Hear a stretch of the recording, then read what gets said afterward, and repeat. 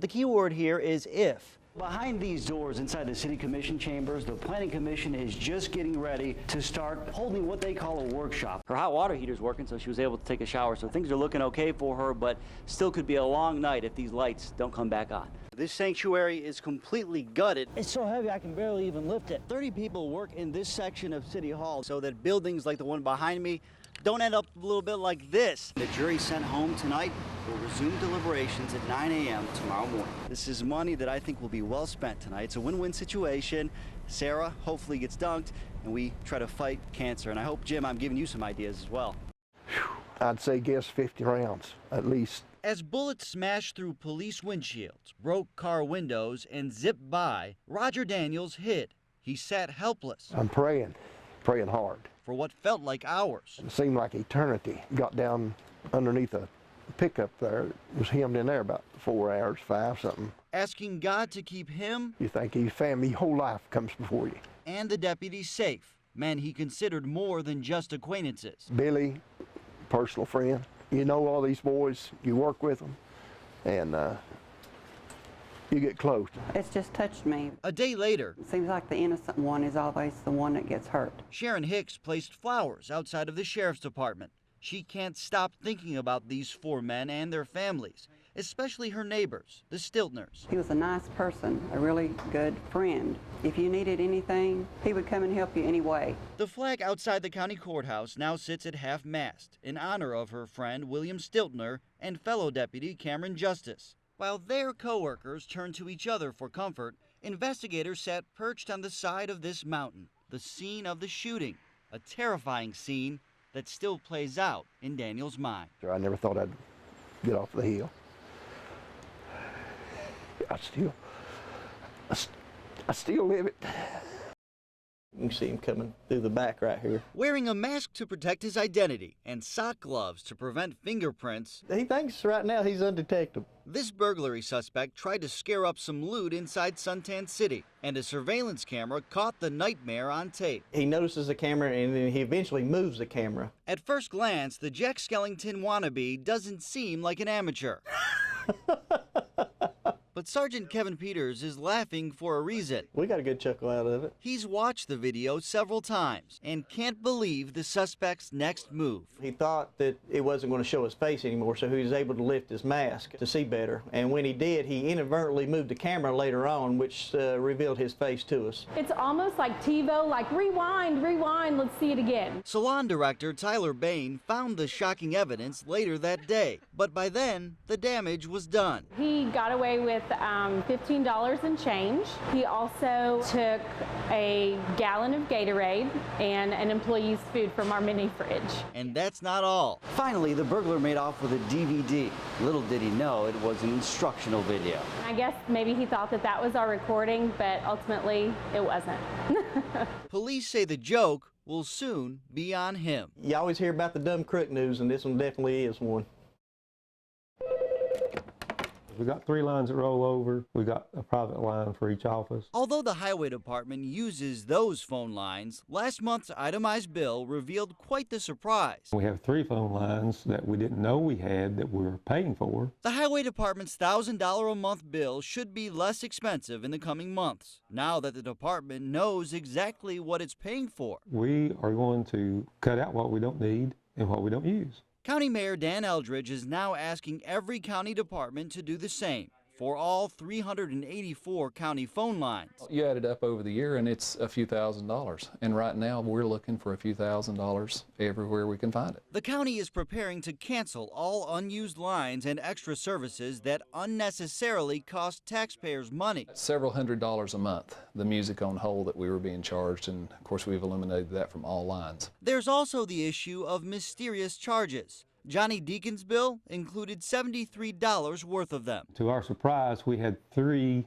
different entities charging us fees. Don't know who they are, don't know what the fees are for, because we gave no authorization for those fees. This has been 7 long, agonizing years. That long wait ended for Terry Larkin's family Wednesday. A guilty verdict seemed uncertain at first. I didn't think there was a chance. But ultimately, a jury punished Dale Larkin for killing his wife. We, the jury, find the defendant guilty of first-degree murder. The defendant didn't shed a tear when he heard his fate, but his daughter and the rest of his family sobbed. We're very sorry for his family, because we know that it would be terrible to have to go through this. In a lot of ways, the victim's family knows what the other side is going through. But they dealt with a different kind of loss. Their loved one is gone for good, and the verdict was just one more reminder. It's just overwhelming. We've been waiting for a long time, and I feel like justice has been served for her. Still, at least one person isn't giving this man any sympathy. I don't really have any feelings towards him, not any good ones at least.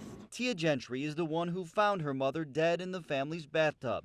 In many ways, her death still remains a mystery. The question of exactly how she was killed may never be answered. But jurors answered the biggest question of all for this family. Even though it took forever, I think she finally got the justice she needed. And they couldn't be more relieved. It means that Teresa can finally rest in peace.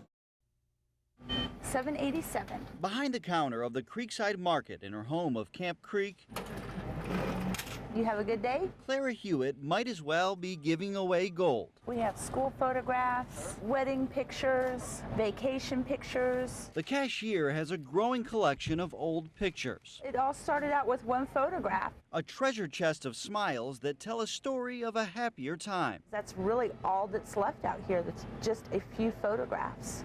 You drive down the roads and there's nothing there anymore. Not even a foundation in a lot of cases.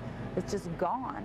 And that this is what was left over, little bits of paper. You see baby pictures and family portraits, and they're just scattered in the field and the fence line and the ditches. Michelle Gruber now spends her days hunting down those memories, a small gesture for her hurting neighbors. She's already dropped off 24 photos here. It's just something you can't replace. You can replace a house, you can replace a car, you can replace everything else, but you can't replace pictures. They may not be in the best of shape. They're covered in mud and leaf litter. But they're valuable to someone. It's been a healing thing for a lot of people. That someone now just has to come here to reclaim what's rightfully theirs. We don't want to throw them away. We'd like to keep them and have them returned to their owners. That's somebody's precious baby.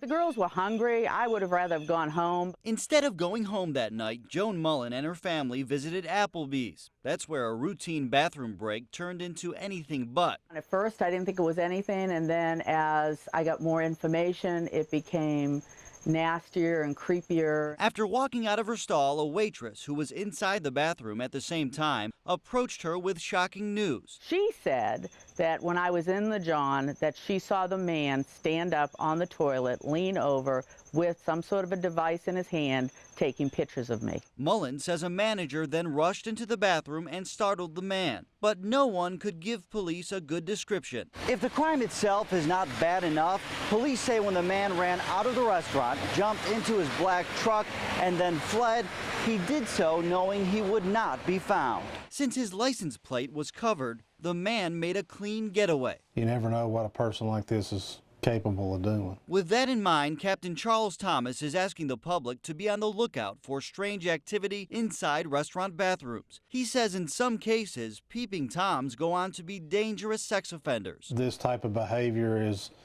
indicative of people that commit other types of sexual crimes, at least at some point. For Mullen, the pictures are scary enough, and not just because she's a victim. Her 3-year-old granddaughter could be one too. That's even more horrifying to me than if he got pictures of me. That child used the same restroom just minutes earlier. In Bluff City, Nate Morabito, 11 Connects. That's new. This is new. Stupid Jasta, whoever that kid is. If Shannon Castillo had $1 for every piece of graffiti downtown, at least a couple hundred, she'd have a pocket full of cash. It's just sad. After vandals tagged her business, she and her friends decided to put an end to this. The real problem with graffiti and the real message that it sends to people that are walking around is that nobody cares. So how do you change that? Invite the graffiti artists downtown, provide a canvas, and showcase some of their talent. That's the plan. An urban art throwdown will be part of next month's Blue Plum Festival. Graffiti artists do not deface art. So if we put more public art in downtown Johnson City, we'll be able to keep graffiti down as well. This piece is called Life. Enjoy it. Graffiti artist Chris Wachowski plans on participating. Some of his work, I also wanted to make it really fun for the children. Is already on display downtown. Tagging and stuff like that, a lot of that goes on around here locally and in Asheville and in Knoxville.